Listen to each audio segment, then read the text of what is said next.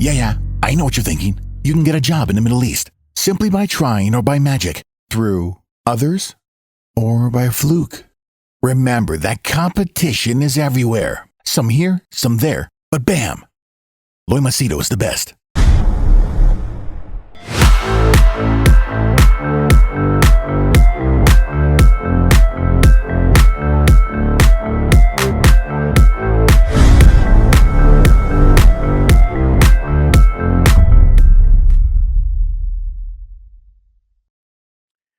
All right, in this video, I'm going to share with you 10 relationship tips or strategies that I would offer both men and women when they are selecting a partner, especially in terms of marriage.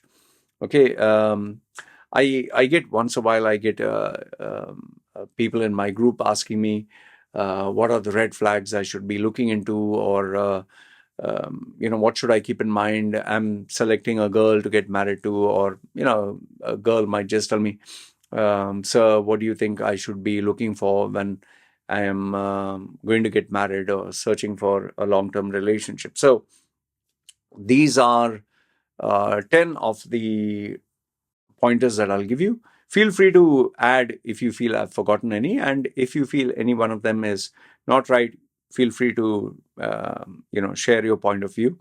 And yes, I would love to read what you have to say. All right. If you're new to my channel, my name is Loy Machedo. I'm a personal branding strategist. I help people get well-paying jobs in Dubai, UAE, also Saudi, Qatar, Bahrain, Oman, and people book my services for coaching, consulting, where personal or professional issues and challenges are concerned, like this topic which I'm going to speak now. Details are put down below. So marriage is a very, very serious decision. It involves a lot of feelings, a lot of emotions, a lot of time, money, effort, and sometimes if both the families are involved, if it works out, it makes everyone happy. If it doesn't work out, makes everyone miserable. And if in case there's a divorce, it alters your life completely. So obviously, people want to make sure that they are choosing the right person. Okay. So what are the 10 tips that I would give you in no particular order? The first most important one is, when you're choosing a partner, make sure that you go and meet the partner's father and mother. Meeting the parents is truly a life-changing experience. Now, when I say meeting the father and mother, I'm not talking of going to meet them for a dinner or going to meet them for a lunch or sitting together on the table, because generally what happens is when they sit on the table with everyone together and you're new, everyone will be happy, talking nice, talking sweet, and being at their best behavior. You will be at your best behavior. They will be at your best behavior, their best behavior. And obviously, they'll be busy trying to analyze you. So they'll try to keep you comfortable, or they'll ask you some questions. So nothing is actually happening there. So ignore that. Ignore the so-called honeymoon phase when you're meeting the parents. Rather, spend time with the parents when they are not in the honeymoon phase, when they are just normal. Like you're sitting, let's say, that provided they allow you to visit the house, sit there on a weekday or a normal day with your girlfriend or boyfriend or whatever, and see how the parents, when they come from work or when they come from out, or when they are busy, or when it's a normal day, just sit and observe. Okay, sit and observe. Don't stare at them. Just look what they're doing, and maybe they'll ask you or involve you, come help us in the kitchen, or would you like to join? Or you can offer your services or yourself and say, I'd just like to join you and help you in the kitchen or help you here and there. So what happens is, slowly the facade of trying to be polite and nice wears off, and then you'll see the real personality.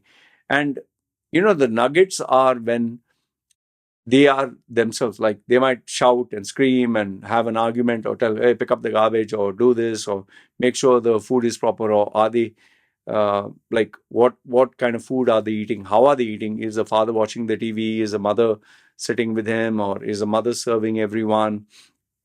It will give you clues about the family. And remember this, those values go on to the children. Okay. And that is the partner who you're going through. So is the house critical? Is the house loving and caring? And remember, there's no such thing as a perfect house. Is the house everyone's minding their own business? Brother, one of the brothers is sitting in the room and reading his this thing, he has taken the food there. The other one is sitting in the park. Father is sitting and watching TV alone, and mother somewhere else. That is more or less the natural scenario. Or do they eat together? So you'll come to know a lot of things there. Do they pray too much? Are they religious? Are they non-religious? Are they, do many people come to their house? So you'll be able to figure out a lot of things. The gold mine of information is the father and mother and the family. Okay, because remember, when you're getting married to her, those values, they are all inside her. Like, do the mother and father pamper her? And, is she the only child, or is he the only child? Do they have more children? So you'll come to know a lot of things there. The second one is, now I'm not going to speak on the red flags and this and that. Then this video will go on for maybe 4 or 5 hours. So I'll just focus on the 10 tips. Maybe if you're interested, I'll make a separate video on the red flags of each, trait that I'm seeing. Now, the second one is the friends. See, the people we tend to choose are obviously limited with the range available. But those people whom we choose, it is because there is something common that they share, that we like or we can tolerate. So let's say, for example, um, you like, let's say you like gaming, and obviously they also would like gaming, so there is a bond. Or they like to go out for adventurous stuff like overnight, or they like mountaineering, or they like going in the desert, or swimming in the sea, or whatever they like to do. Obviously it should interest you, because otherwise the group will not be together. Or do they go to nightclubs? Do they go for pubs? Do they go to restaurants together? So observe the selection of friends, and always pay attention to the odd one out, or the one who's weird, or the one who's different, or the one you do not like, and see how do they interact. Because obviously you'll not be the same. Like, for example, let me give you my example. The group that I used to hang out with when I was in Dubai, this is nearly 10 years ago. I was very talkative. Um, Not everyone in the group was talkative. They were introverted guys. I loved powerlifting and bodybuilding. They were just out of the group of, I think, let's say 8 or 10. There were only two that like bodybuilding like me. They would hang around in bars and pubs. They would go out. I was not drinking. I think almost all of them were drinking. So there will be differences, but there'll be certain commonalities in terms of the discussions they have. Pay attention to their opinions. Pay attention to how do they talk, how do they behave, how do they treat other people, where do they go, how much do they spend money. It will reveal a lot of things, and if you really pay attention, you will come to know. Like, for example, are they busy gossiping about others? Do they talk positive about people who are different to them? Do they have interests? Are they talking about self-improvement, or is it just smoking and drinking and enjoying? So you'll come to know a lot of things through their friends, and pay attention to the people who they hang around more with, because that is more or less their actual core character. Okay. Number three is, this one is new. This was not there before. But how does that individual who you're hanging out with or want to spend time with, how is their social media behavior?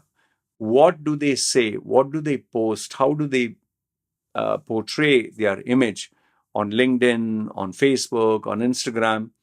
Now, there are a lot of individuals who are absolute idiots, but they'll post intellectual stuff on Facebook. Then there are people who like to show a very professional image on LinkedIn, but if you see them personally, maybe they are nothing like that.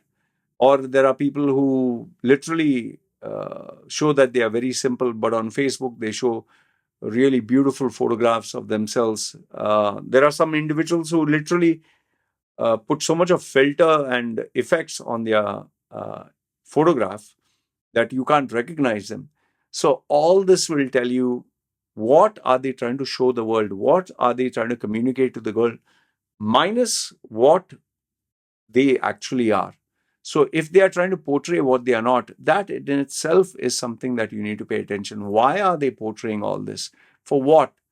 Are they putting on a facade? Then most probably they'll put the same facade with you also, So you will get to know a lot about the person when you see what do they share online and what they are. Even the comments and the engagement that they have will tell you about their core character. Okay. So that is number 3. Number 4 is, and yeah, do they mention about you? Do they let people know that you exist, or are they keeping it quiet and private?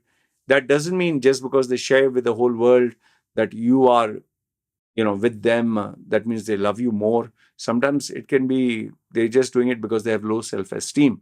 There are a lot of girls who flaunt their boyfriend because their boyfriend is rich and successful. Doesn't mean that they love them. It just shows low self-esteem. Then there are guys who literally show a female as if it's their arm candy. So that also is a red flag. On the other hand, showing like this signs and heart shape and is all total bullshit. Okay, so use a little bit of maturity and discern what you are actually viewing. Number 4 is, how do they treat other people? Like, are they courteous with the waiters, helpers, cleaners, drivers? What if there is a difference of opinion with somebody who's giving them a service? Let's say, for example, the person is going to buy something in a store, and the clerk is very rude, or the cashier is, giving a very bad service, or let's say a waiter, you go and they give you the wrong order, and how does the person deal with them? Say, so evaluate, situation by situation. Like, for example, me, when I'm generally pretty okay with people when I go to purchase stuff and all that. But I do not tolerate, let's say, if I'm spending money in a certain place and they're trying to give me shit, I'm not going to tolerate that.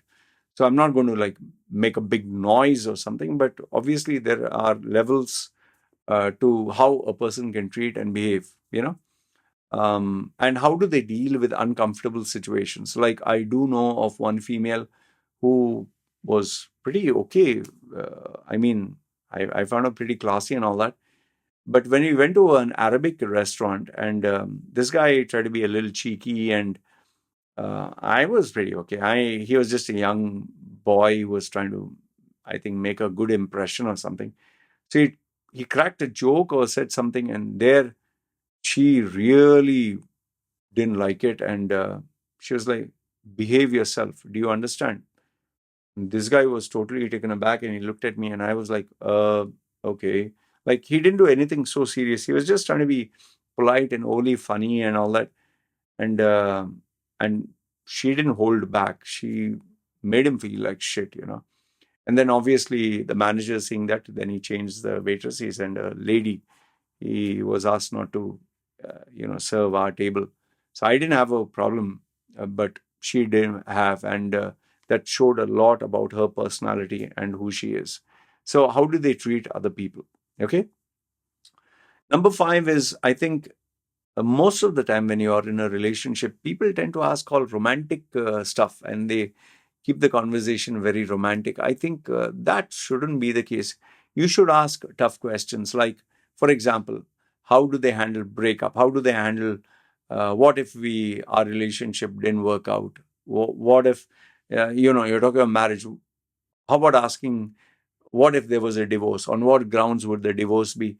And I want you to, obviously, you should know how to ask. Don't say, if I had sex with another girl, what would you say? Yeah, you can ask that and see what is the reaction, and see what is the answer that they give. Like, do they say, what if I slept around with someone? How would you feel? Or they say, I'll kick your ass out, man. Or, I'll chop your balls off. They can say literally anything. So asking tough questions also reveals a person's identity. Let's say, for example, the person is a devout Christian, and you say, what if I wanted you to choose between your God and me? Okay. Break up your religion. What if I asked you to choose between your parents and me? So, the main thing is not to get a favorable answer, not to get an answer, oh, no matter my parents, anyone, I will love you only. If someone were to tell me that I'll dump my parents for you, for me, that itself is like, why would you do that for a parent who give you so many years of their life? They looked after you. Or are they evil people? Or are you trying to do you have to tell me something? Is there something that you've hidden from me? Is this family not a good family? So that when you ask tough questions, no, it reveals a lot, and especially something related to their core values. Okay. Number 6 is, how does this person behave with you and with others? How does this person behave with one or two people, or one person versus two persons versus 10 people versus a group? How do they act privately? How do they act publicly? This also reveals a lot. Like, there are some people, let's say, for example, when they are alone with their partner or something, they're very quiet. They're very like laid back. They don't make a big sound or big noise. But the minute they go publicly, all of a sudden they become a totally different human being. They are trying to put on a facade. They're trying to put an image. I'm not saying that is bad. All I'm saying is evaluate. Why are they doing this? Are you comfortable with what you see? Is this what you'd like to be? Because there are some people who literally like to show a very perfect image outside, but inside they're completely broken and they have a lot of issues. So that itself will communicate a lot with you. So find out, how does this person behave publicly, privately, with one person, with many people. Okay. And do you see two different personalities there? And ask yourself, can you handle both of them? Number 7 is, I think, pretty important. It is lifestyle. What is their lifestyle? What is their taste? What is their preferences? Do they buy all branded items? Do they go to expensive joints? Do they eat only, particular kind of cuisine? Are they open to anything else? Are they okay living a poor life, a simple life? Or do they want something lavish? Are they always spending a lot of money? Are they spending less money? Or do they make you spend? Or are they asking 50-50? The way they dress also speaks a lot about the person. Do they dress simple? Do they not care about how they dress? Do they always have to dress super perfect and show an image that is perfect outside?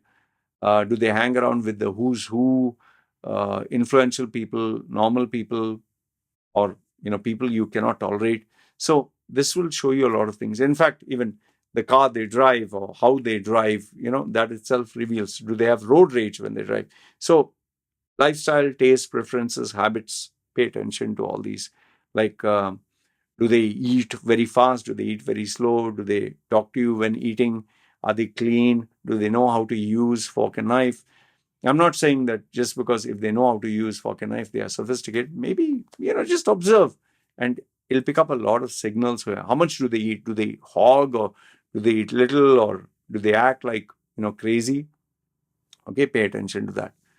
Number 8 is, I think, the most important if you're thinking especially about marriage and a long-term relationship, is their relationship with money. Do they have savings? Do they not have savings? Do they blow money easily? Are they careful with money?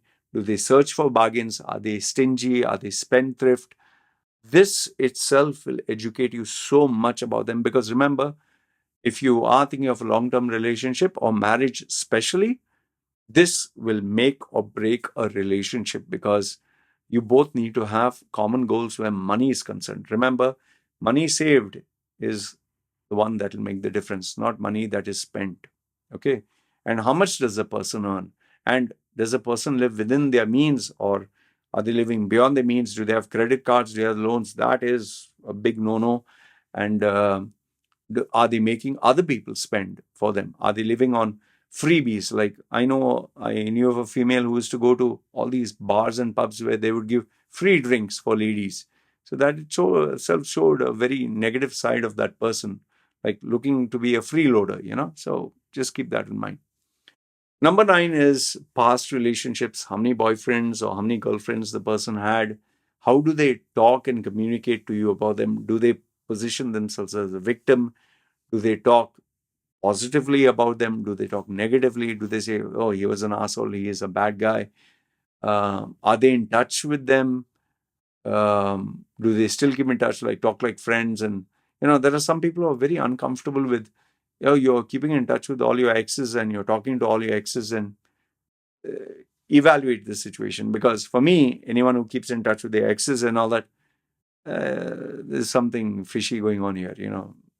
For me, acting like your ex is now your friend when you have done all intimate stuff with each other and then talking on the phone and all that, for me, that is like, what the hell, So just keep that in mind. At the same time, bitching about and talking shit and positioning yourself as a good guy and they are all evil, that also is a massive red flag. So see how many relationships they have had, many, few, especially for a female, if she had many, that itself will result in your relationship not working out. That much I can assure you. But if a guy has had many relationships, what is the reason? Why is he having?